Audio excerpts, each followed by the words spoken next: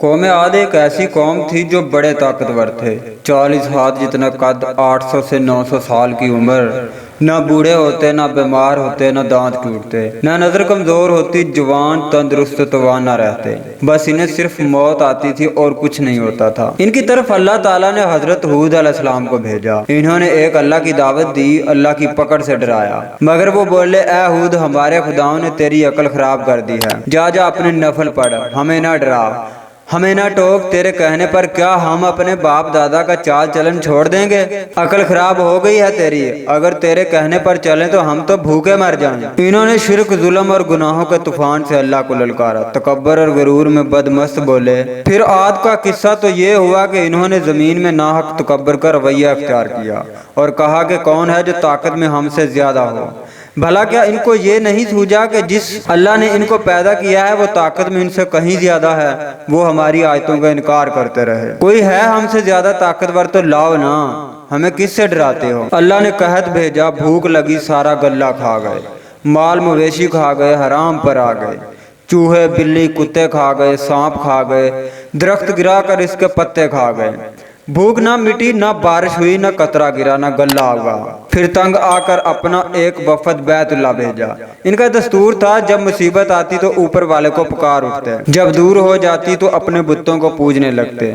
بیت اللہ وفد گیا اور کہا کہ ہمارے لیے اللہ سے دعا کرو کہ بارش برسائے۔ اللہ نے 3 بادل بھیجے، کالا، سفید اور سرخ۔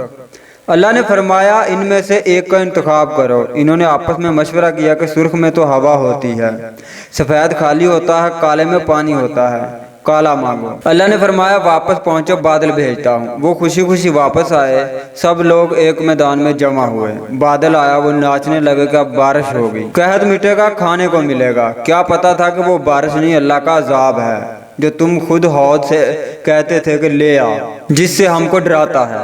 اس بادل میں ایسی تند و تیز ہوا تھی کہ جس نے ان کو اٹھا اٹھا کر مارا، ان کے گھر اڑا دیے۔ 60 ہاتھ کے قد اور لوگ تنکوں کی طرح اڑ رہے تھے۔ ہوا ان کے سروں کو ٹکراتی تھی، اتنی زور سے ٹکراتی کہ ان کے بھیجے نکل نکل کر منہ پر لٹک گئے۔